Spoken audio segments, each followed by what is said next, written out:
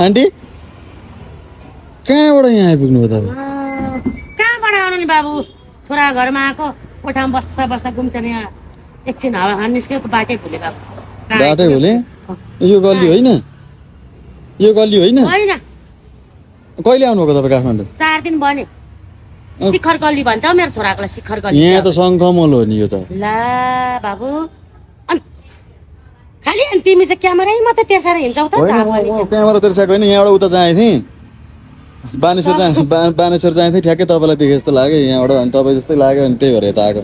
रुन बाबु, मेरो छोराको पुऱ्याइदिनु परेन, बाटै भुले। गल्ली गल्ली थोरा जता हेर नि त्यस्तै देख्छु, जता हेर नि त्यस्तै देख्छु बाबु। धन्न मेरो बाबुलाई भेटाएँ, लु रोधनकम पुऱ्याइदिनु पर्यो। कहाँ बस्छन्? शिखर गल्ली हौ, उयो राजघडा बोइस होस्टल भन्दो रहेछ, त्यहाँ बस्नुहुन्छ? त्यहाँ ए हो त्यता बस्छ। भनेपछि बाटो भुलिनु हो? भुल्यो नि बाबु, लु त त्यति पुऱ्याइदिनु पर्यो। कहाँबाट यहाँ आइपुग्नु? थाहा छ नि अनि? हजुर थाहा छ नि? होइन, म रोदनलाई फोन गरेर नत्र हाम्रोमा जाउँ त, भोलि म रोदन कहाँ पुऱ्याइदिन्छु। हजुर म भन्छु नि त रोदनलाई। भन्छौ? ल बुहारी छ नि? बुहारी छ घरमा। भन नि फेरि घर पुगेर। ल भन्छु। म बाटो भुलेर मरे, धन्न तिमीलाई भेटाएँ नि। मैले त्यही त यता उता गरेको देखेँ कि ऊ त्यहाँबाट उयो पसलमा चिया खाएको थिएँ कि म। अनि तपाईँ जस्तै लाग्यो, अनि त्यही भएर मोबाइलै अन्त म त यता हेर्दा पनि त्यस्तै चेप देख्छु, उता हेर्दा पनि त्यस्तै चेप देख्छु, धन्न तिमी कहाँ आइपुग्यौ। लु ए रोदनलाई फोन गर ल, हाम्रो छोरालाई छ।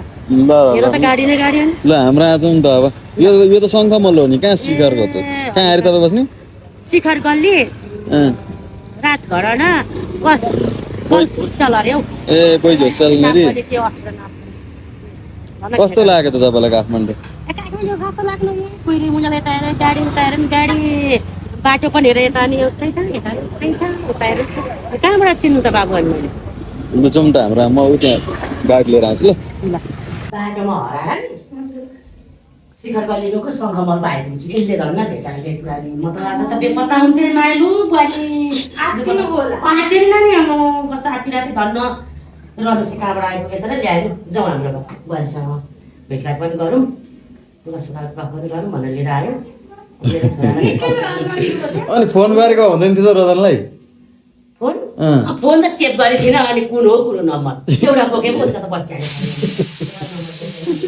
ल गफ गर्नु।